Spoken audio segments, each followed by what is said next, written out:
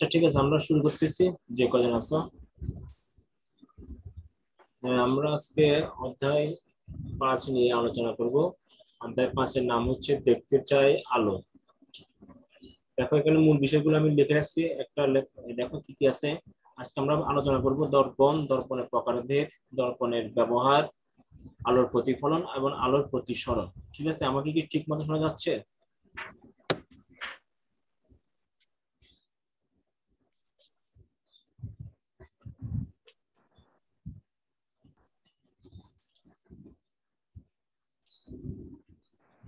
আমাকে কি ঠিক মতো শোনা যাচ্ছে বলো।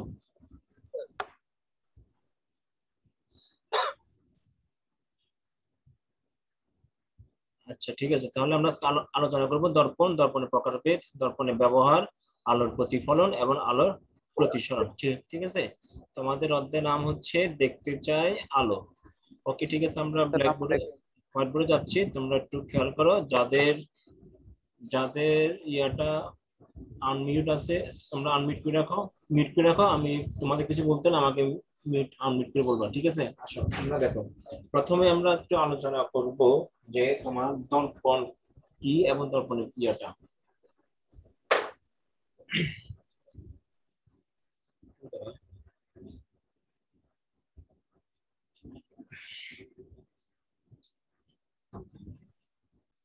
আসো প্রথমে আমরা দেখি দর্পণ জিনিসটা কি। দর্পণ জিনিসটা হচ্ছে ওই জিনিসটা, যে কোনো মসৃণ তলে যদি তোমার নিয়মিত প্রতিফলন হয়। নিয়মিত প্রতিফলন কতটা মানে কি, ধরো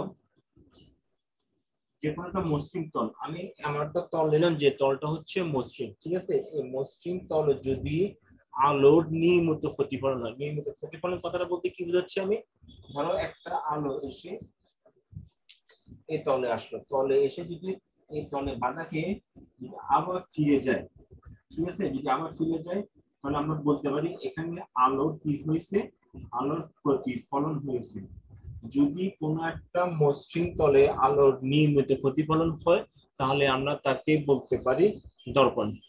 ঠিক আছে, তাহলে আমাদের নেক্সট টপিকটা কি বলছিলাম, দর্পণের প্রকারভেদ, তাই তো? দর্পণের প্রকারভেদ, আমি দর্পণের সংজ্ঞাটা একটু লিখে দিচ্ছি, তোমরা চাইলেই লিখতে পারো। দর্পণের সংজ্ঞাটা কি? দর্পণের সংজ্ঞা হচ্ছে যে যে মসৃণ যে মসৃণ তলে আলোর হ্যাঁ লিখতে পারো, যে অথবা আমি ভিডিও যখন আপলোড দিব তুমি তখন সেখান থেকে লিখতে পারো, কোনো সমস্যা নেই। না বুঝলে আমাকে বলবা, আমি কি লিখতেছি যদি না বুঝলে আমাকে বলবা। যে মসৃণ তলে আলো নিয়মিত প্রতিফলন হয়, ঠিক আছে? আলো নিয়মিত প্রতিফলন হয়, আলো নিয়মিত প্রতিফলন হয় তাকে আমরা দর্পণ বলি। দেখো এখানে আমি দুই তিনটা জিনিস ওয়ার্ড ইউজ করছি। একটা হচ্ছে মসৃণ তল। মসৃণ তল বলতে আমি কাকে বোঝাচ্ছি, যে তলে আলোটা আসবে সেই তল যেন মসৃণ হয়। মসৃণ না হলে কিন্তু আলো নিয়মিত প্রতিফলনটা হবে না। আচ্ছা, আলো এসে বাধা খেয়ে যদি আবার ফিরে যায় তাহলে আমরা বলবো যে এই জায়গায় দর্পণ হয়েছে। ঠিক আছে, এবার আসো আমরা শিখবো দর্পণের প্রকারভেদ। লেখা হয়েছে, আমি কি বুঝবো? ওকে ঠিক আছে, তাহলে আমরা এখন বলবো দর্পণের প্রকারভেদটা কি। অনেক রকমের দর্পণ দেখা যায়। প্রথমে আমরা কয়েকটা দর্পণ নিয়ে আলোচনা করবো। বেসিক্যালি দর্পণ দুই ধরনের প্রকারভেদ, ঠিক আছে? এই দর্পণকে দুই ভাবে ভাগ করা যায়। একটা হচ্ছে তোমার সমতল দর্পণ, ঠিক আছে? সমতল দর্পণ। আরেকটা হচ্ছে তোমার গোলীয় দর্পণ। একটু খেয়াল করো, তোমাদের বইতে প্রথমে কিন্তু নিরাপদ দর্পণের ব্যবহার বলা হয়েছে, নিরাপদ দর্পণ। তাহলে আমরা যদি দর্পণ জিনিসটাই না বুঝি তাহলে আমরা কিভাবে বুঝবো যে কোনটা নিরাপদ দর্পণ বা তোমরা কোনটা হচ্ছে অনিরাপদ দর্পণ? ঠিক আছে, তাহলে দেখো সমতল দর্পণ আর গোলীয় দর্পণ। দর্পণে মেইনলি হচ্ছে দুইটা পার্টে ভাগ করা, সমতল দর্পণ একটা হচ্ছে গোলীয় দর্পণ। সমতল দর্পণের আর কোনো ভাগ নেই, কিন্তু গোলীয় দর্পণকে আবার দুই ভাগে ভাগ করা যায়। আচ্ছা আচ্ছা আসো দেখো, আমরা সমতল দর্পণ হচ্ছে কোনটা। দেখো সমতল দর্পণ হচ্ছে, ধরো যে তলটা হবে মসৃণ সোজা, এটা হচ্ছে একটা সমতল দর্পণ। অথবা তুমি যদি এই জিনিসটা ঘুরে দেখো তাহলে এটা হচ্ছে একটা সমতল দর্পণ, ঠিক আছে? এটা একটা সমতল দর্পণের উদাহরণ যেমন আমরা আয়না দেখি, আয়নাটা কিন্তু সমতল দর্পণ। এই যে আমাদের বাসা বাড়িতে যে আয়নাগুলো আছে, এই আয়না হচ্ছে একটা সমতল দর্পণ, ঠিক আছে। আচ্ছা, সমতল দর্পণের মেইন ক্রাইটেরিয়া হচ্ছে যে দর্পণটা যে জায়গায় বাধা খাবে সে তলটা হবে সোজা, পাকাও না, মানে একটু ইয়া না, বক্রও না, ঠিক আছে, একদম সোজা হবে।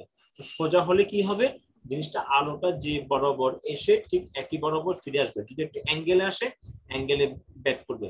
তুমি দেখো একটা মসৃণ ওয়ালে, ধরো একটা ওয়ালে আমি যদি একটা বল নিক্ষেপ করি, বলটা আমি যে অ্যাঙ্গেলে নিক্ষেপ করবো ঠিক সেই অ্যাঙ্গেলে বলটা ফিরে আসবে। সেটা হচ্ছে সমতল দর্পণের একটা উদাহরণ। আচ্ছা, গোলীয় দর্পণটা কি? গোলীয় বলতে আমরা কি বোঝাচ্ছি? গোলীয় বলতে আমরা বোঝাচ্ছি গোল, গোল জিনিসটা মানে দর্পণটা হবে একটু গোল জাতীয়। কিরকম? ধরো এরকম একটা গোল দেওয়া আছে, এই ধরনের দর্পণ, একটু দেখো, এই ধরনের দর্পণকে বলে গোলীয় দর্পণ। একটা জিনিস মনে রাখবা, দর্পণ হতে হলে একটা জিনিস লাগবে যেটা আমি এখনো বলি নাই। ধরো তুমি একটা স্বচ্ছ গ্লাসকে কিভাবে দর্পণ হিসাবে ইউজ করবে একটু খেয়াল করো। ধরো এই জিনিসটা একটা স্বচ্ছ গ্লাস, ঠিক আছে। স্বচ্ছ গ্লাস বলতে কি বুঝাচ্ছি, তুমি এদিকে তাকালে এদিকটাও দেখা যাচ্ছে একটা স্বচ্ছ গ্লাস। দর্পণ তৈরি করতে হলে তোমাকে স্বচ্ছ গ্লাসে যে কোনো একটা সাইডে পাড়া লাগাতে হবে বা সিলভারিং করতে হবে। আমি একটা ওয়ার্ড ইউজ করলাম, পাড়া লাগানো বা সিলভারিং। সিলভারিং, সিলভারিং কথাটা মানে কি? দর্পণ তৈরি করতে হলে একটা স্বচ্ছ গ্লাস, গ্লাস বলতে কাকে বোঝাচ্ছে?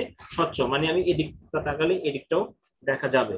তো যে কোনো এক সাইডে যদি আমি রং করে দিই, তো এক কথা যদি আমি এক সাইডে রং করে দিই, তাহলে এই সাইডে যদি আমি রং করে দিই তাহলে আমরা এই সাইডে দর্পণ হিসেবে ব্যবহার করতে পারবো। যদি এই সাইডে রং না থাকে তাহলে আমরা এটাকে দর্পণ হিসেবে ব্যবহার করতে পারবো না। তো যে সাইডে আমি রং করতেছি সেই সাইডটাকে বলা হয় সিলভারিং করা বা পাড়া লাগানো বোঝায়। এটাকে আসলে রূপার প্রলেপ বলা হয়, রূপার প্রলেপ। তাহলে দর্পণ তৈরি করতে হলে আমাকে স্বচ্ছ একটা গ্লাসে যে কোনো এক সাইডে রূপার প্রলেপ দিতে হবে। রূপার প্রলেপ দিলেই আমরা এটাকে দর্পণ হিসেবে ব্যবহার করতে পারবো, তা না হলে এটা দর্পণ হিসেবে ব্যবহার করা যাবে না, ঠিক আছে ব্যাপারটা। আচ্ছা, তাহলে সমতল দর্পণটাও ঠিক এরকম যে একটু সোজা, শুধু এক সাইডে তোমার রূপার প্রলেপ দেওয়া আছে আর এই সাইডটা তোমার দর্পণ হিসেবে ব্যবহার হবে। আচ্ছা, আর গোলীয় দর্পণটা কি?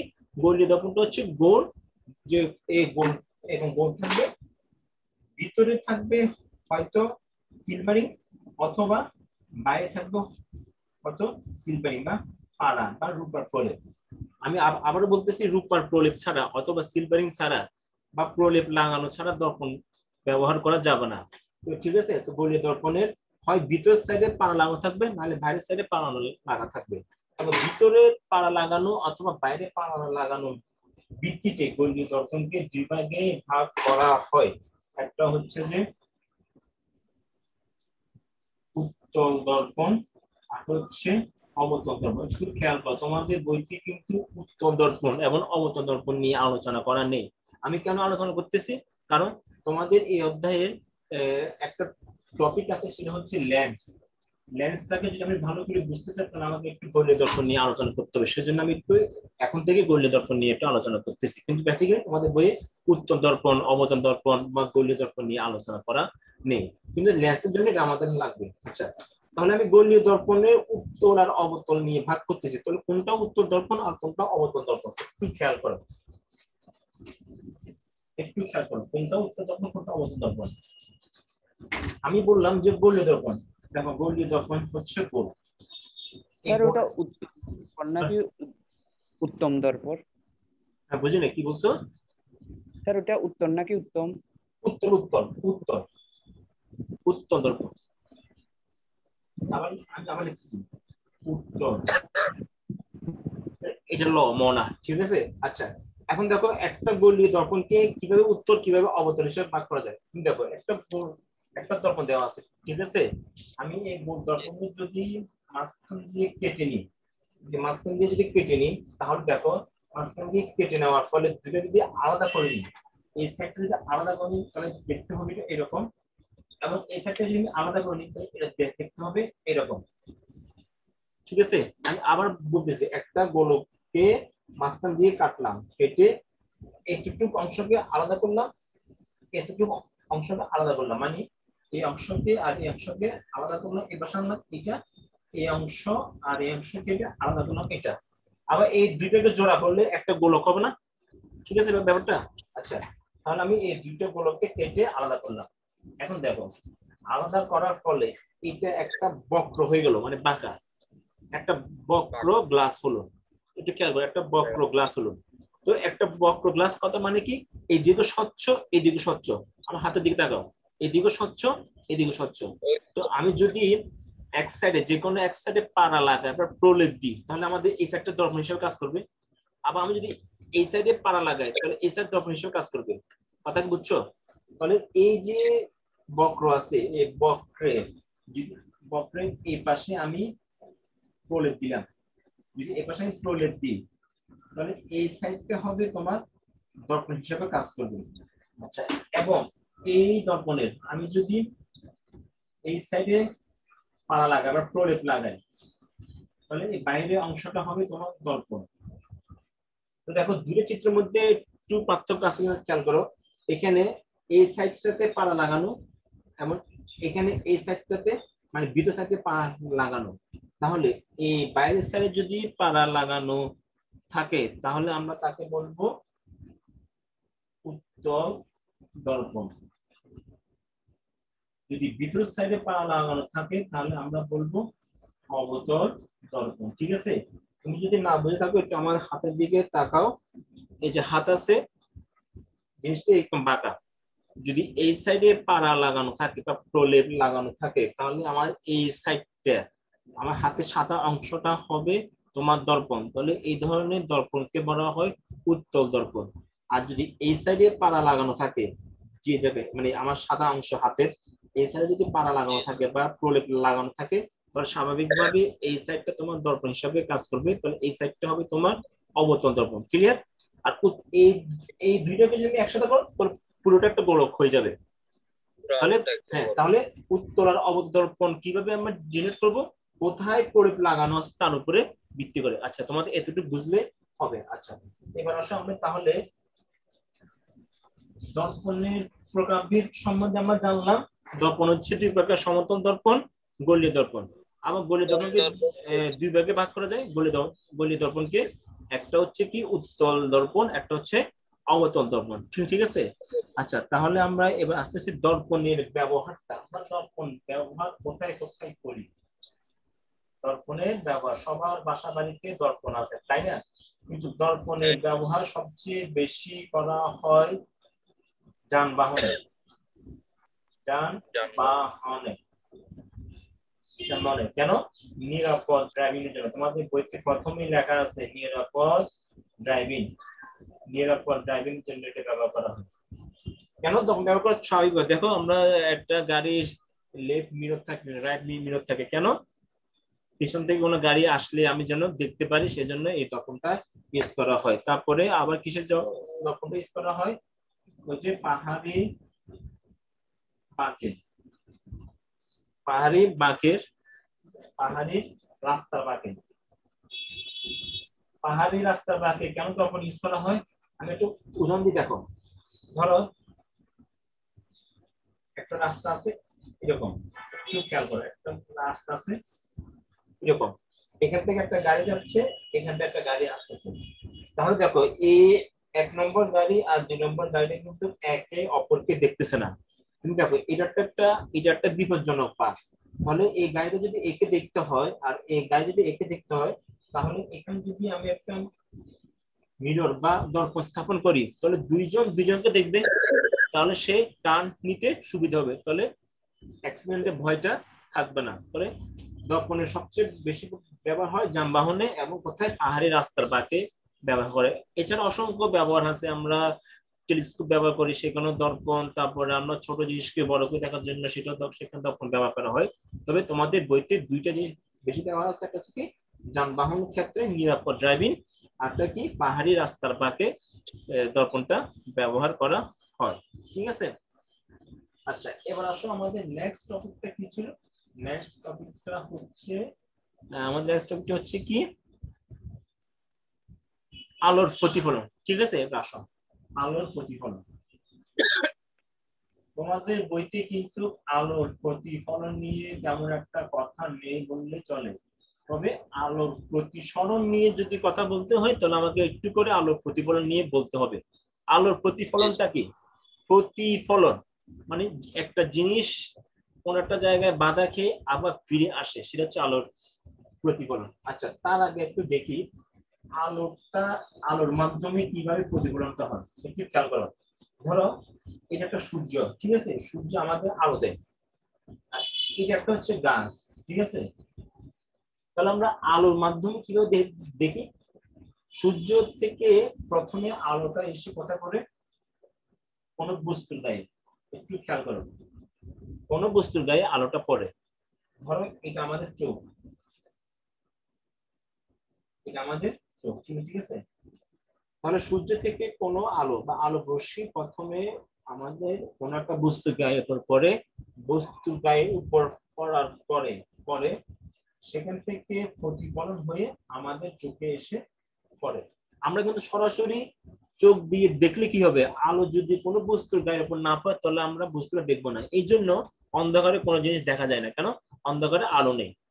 আলো যদি কোনো বস্তুর গায়ের উপর পড়ে সেখান থেকে প্রতিফলিত হয়ে আমাদের চোখে আসে, তখনই আমরা বস্তুটা দেখতে পাই। কারণ দেখো আলোর প্রতিফলনে কি একটা বিশাল সুবিধা, না হলে আমরা কিন্তু দেখতে পেতাম না।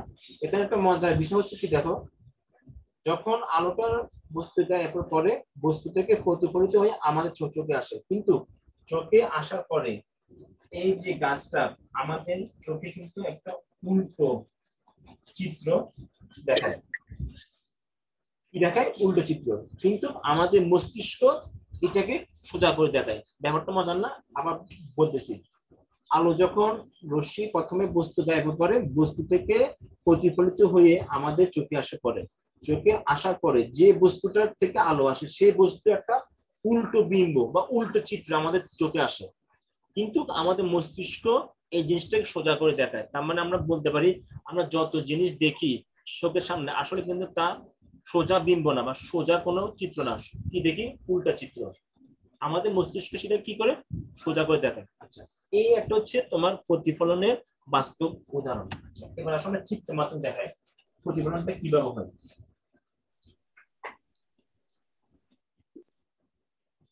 দেখো এটা হচ্ছে একটা প্রতিফলক পৃষ্ঠ। প্রতিফলক পৃষ্ঠের উপরে আমি একটা লম্ব আঁকলাম, কি আঁকলাম? লম্ব, যাকে আমরা বলি এই জায়গায় অভিলম্ব, ঠিক আছে, অভিলম্ব। দেখো আমি একটা আলো এসে এই জায়গায় আসলো, যে আলোটা আসতেছে সে আলোটাকে বলবো আমরা আপাতিত আপাতিত রশ্মি। আলোটা বাধা খেয়ে আবার ফিরে যাচ্ছে, তাহলে এই রশ্মিটা হবে প্রতিফলিত রশ্মি, ঠিক আছে। একটু খেয়াল করো, আলোটা এসে বাধা খাচ্ছে আবার আলোটা বাধা খেয়ে ফিরে যাচ্ছে, একটু খেয়াল করো। তাহলে এই যে আমি একটা নাম দিই, এটা হচ্ছে এ দিলাম, এটা ও দিলাম, এটা কি দিলাম? ও বি দিলাম। তাহলে এখানে এ আর ও হচ্ছে আপাতিত রশ্মি, আর ও বি হচ্ছে প্রতিফলিত রশ্মি, ঠিক আছে। আর যে লম্বাটা দেখতেছি এটা লম্ব বা অবিলম্ব। একটু খেয়াল করো, এই যে অবিলম্বের সাথে, এটা অবিলম্ব না, অবিলম্বের সাথে আপাতিত রশ্মিটা কোণ তৈরি করবে, তাই তো? যাকে আমরা বলবো এটাকে একটা নাম দাও, এটাকে এম দাও। তাহলে এই যে এটা কোণ তৈরি করতেছে, তাহলে এই কোণের নামটা কি হবে? এন ও এ কোণ, অথবা এ ও এন কোণ। তাহলে আমরা কি বলবো? এ ও এন কোণকে বলবো আপাতন কোণ, তাই তো? আচ্ছা, এবার এদিক দেখো, এন ও বি অথবা B O N, B O N আমরা বলবো প্রতিফলিত কোণ, ঠিক আছে। আচ্ছা, তাহলে দেখো প্রতিফলনের ক্ষেত্রে কি হয়? প্রতিফলনের ক্ষেত্রে আলোটা এই জায়গায় বাধা খেয়ে ঠিক ওই জায়গায় চলে যায়, তাহলে যে কোণে বাধা খাবে ঠিক একই কোণে সেটা ফিরে আসবে। যদি এই কোণের মান হয় 30 ডিগ্রি, তাহলে এই কোণের মান হবে 30 ডিগ্রি, ঠিক আছে, এই জিনিসটা কিভাবে হয় আমি তোমাদের একটা ভিডিও শেয়ার করতেছি স্ক্রিনে, একটু মনোযোগ দিয়ে দেখো। ঠিক আছে, না বুঝলে আমাকে বলবা। একটু দেখো, আমি স্ক্রিন শেয়ার দিচ্ছি, একটু মনোযোগ দিয়ে দেখো।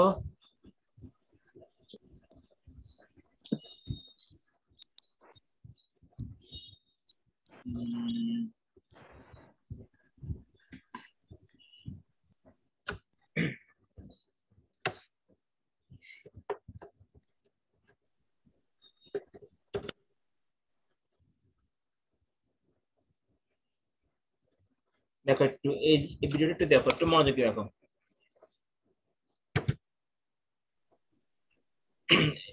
এখানে কিছু বুঝবো না, একটু দেখো, এই দেখো একটা আলো কিন্তু দেখো আসতেছে। ঠিক আছে, এই যে আলোটা আসতেছে, যে রেখাটা দেখাচ্ছে সেটা হচ্ছে আপাতিত রশ্মি। দেখো এই পয়েন্টে বাধা খাচ্ছে, বাধা খেয়ে দেখছো আবার আলোটা ফিরে যাচ্ছে। ঠিক আছে, আচ্ছা দেখো, এখন দেখো এখানে দেখো দুইটা কোণ আছে। এই যে হলুদ যেটা দেখাচ্ছে এটা হচ্ছে আপাতন কোণ, আর যেটা সবুজ সেটা দেখাচ্ছে প্রতিফলিত কোণ। ঠিক আছে, এখন দেখো এটা একটা বাস্তব উদাহরণ। দেখো এই যে দেখো আমি যে আমার মাউসের কার্সর দেখা যাচ্ছে, দেখো এই যে রেখাটা দেখা যাচ্ছে সেটা হচ্ছে আলো, মিরর। এটা কি মিরর মানে দর্পণ, দর্পণে বাধা খেয়ে আবার দেখো কোথায় ফিরে আসতেছে। কথা কি বুঝছো? দেখো এখানে আলোটা যাচ্ছে, মিররে বাধা খেয়ে আবার ফিরে আসতেছে। এই দেখো, এখন আমরা প্রমাণ করব যে এই যে আমি যে বললাম 30 ডিগ্রি কোণে যাচ্ছে, 30 ডিগ্রি কোণে ফিরে আসতেছে, সেটা কিভাবে হয় একটু দেখো, একটু মনোযোগ দাও। দেখো প্রথমে একটা লাইন ড্র করলাম। ঠিক আছে, লাইন ড্র করে ওই দেখো একটা মিরর বসাচ্ছি, দেখছো একটা মিরর আয়না বসালাম লাইন ড্র করে। বসালাম, বসানোর পরে আমি এর আয়নার উপরে একটা আলো ফেলবো। দেখো আমি লাইন বরাবর আয়নাটা বসালাম, দর্পণটা বসালাম। বসানোর পরে দেখো এই দেখো একটা আলো, এই দেখো এদিকে ব্ল্যাক না, এই ব্ল্যাক থেকে একটা আলো রশ্মি আয়না যাচ্ছে, গিয়ে বাধা খেয়ে আবার দেখো ডান পাশে হালকা করে ফিরে আসছে। এখন দেখো এই যে ফিরে আসতেছে, যে কোণে যাচ্ছে যে একই কোণে ফিরে আসতেছে কিনা সেটা আমরা এখন প্রমাণ করবো। দেখো দেখছো, দেখছো উনি ড্র করতেছে, এই যে ছোট্ট করে যে দাগটা দিল সেটা হচ্ছে আপাতিত রশ্মি দাগ। এখন যে দাগটা দিচ্ছে সেটা হচ্ছে কি প্রতিফলিত রশ্মির দাগ। এখন লাইনটা ড্র করতেছে, প্রথমে আঁকলো প্রতিফলিত রশ্মি, তারপর আঁকলো আপাতিত রশ্মি। ঠিক আছে, এখন আমরা কোনটা মেজার করব। দেখো এই যে দেখো 90 লেখা যে বরাবর, এই যে 90 থেকে এই লেখাটা, এটা হচ্ছে অবিলম্ব।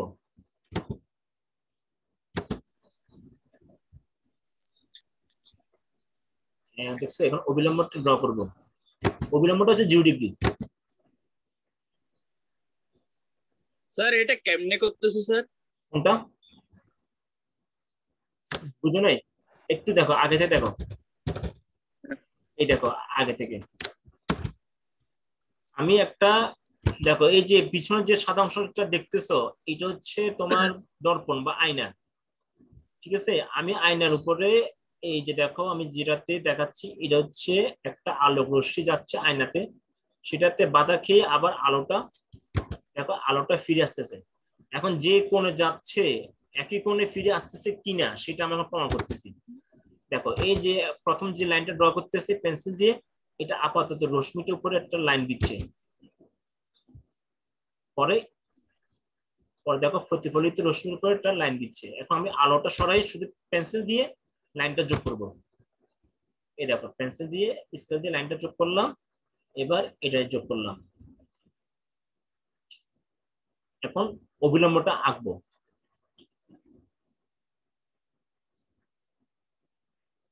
ঠিক আছে, অবিলম্বটা আঁকলাম 0 ডিগ্রি। এদিকে হলো 10, 20, 30, 35 ডিগ্রি। দেখো আবার এদিকেও 10, 20, 30, 35 ডিগ্রি। দেখছো দুই পাশে একই কোণ, মানে আলোটা এই দেখো আলোটা এভাবে গিয়ে এইভাবে ফিরে আসছে। বুঝছো? তাহলে এইখানে যে কোণ তৈরি হচ্ছে এটাও 35 ডিগ্রি। দেখো এখানে যে কোণটা তৈরি হচ্ছে 35 ডিগ্রি, ঠিক এ পাশেও কোণটা হচ্ছে কত ডিগ্রি? 35 ডিগ্রি। ঠিক আছে, দেখো 0 ডিগ্রি, 10, 20, 30, 35।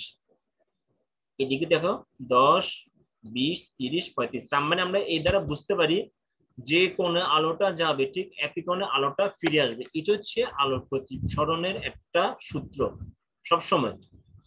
ঠিক আছে, দেখো এখন লাইনটা ড্র করবে, লাইনটা ড্র করতেছে, তাহলে এটা 35 ডিগ্রি, এটাও 35 ডিগ্রি।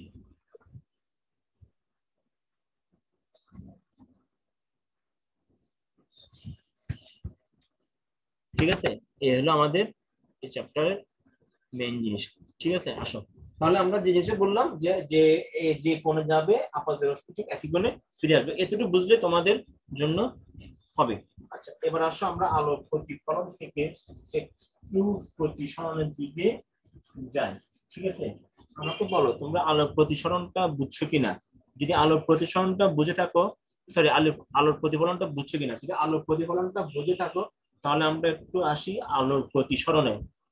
তাই তো, আলোর প্রতিসরণ আসে, তাহলে আলোর প্রতিসরণটা বোঝানোর আগে আমি একটু আলোর প্রতিসরণের সংজ্ঞাটা একটু দিয়ে নিই। ঠিক আছে, তোমরা চাইলে লিখতে পারো। আমি আলোর প্রতিফলনের সংজ্ঞাটা দিয়ে নিই এই জন্য, কারণ তোমাদের আলোর প্রতিফলন নিয়ে কোনো আলোচনা নেই বইতে। আমি আলোর প্রতিফলনটা এই জন্য পড়ালাম, আর আলোর প্রতিফলন প্রতিসরণটা বুঝতে হলে প্রতিফলনটা একটু লাগবে। একটু লেখো আলোর প্রতিসরণটা কি। আলোক রশ্মি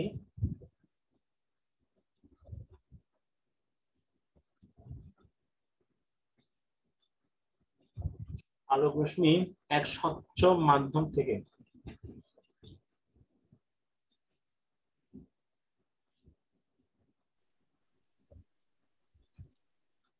এক স্বচ্ছ মাধ্যম থেকে রশ্মি অন্য মাধ্যমে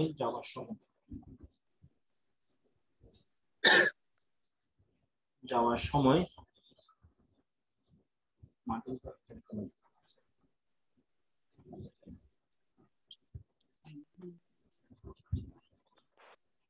দ্বীপের তলে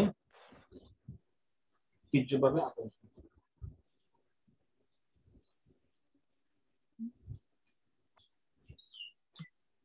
তীর্যভাবে আবাদিত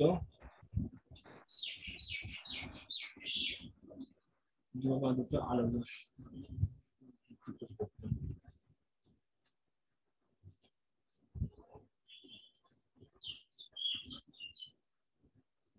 দিকে স্যার এরপরটা কি লিখছেন? কোনটা? স্যার বিভেদ তলের পরে কি লিখছেন? তীর্যকভাবে, তীর্যক।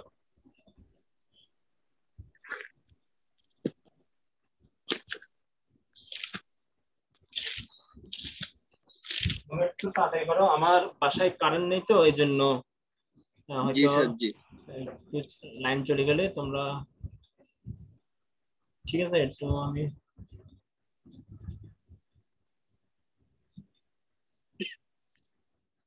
এত পর্যন্ত লিখো। আমি ভিডিওটা রেকর্ডিংটা অফ করে দিচ্ছি, আর আমার ইউটিউবে কারেন্ট নেই তো চলে যাবে।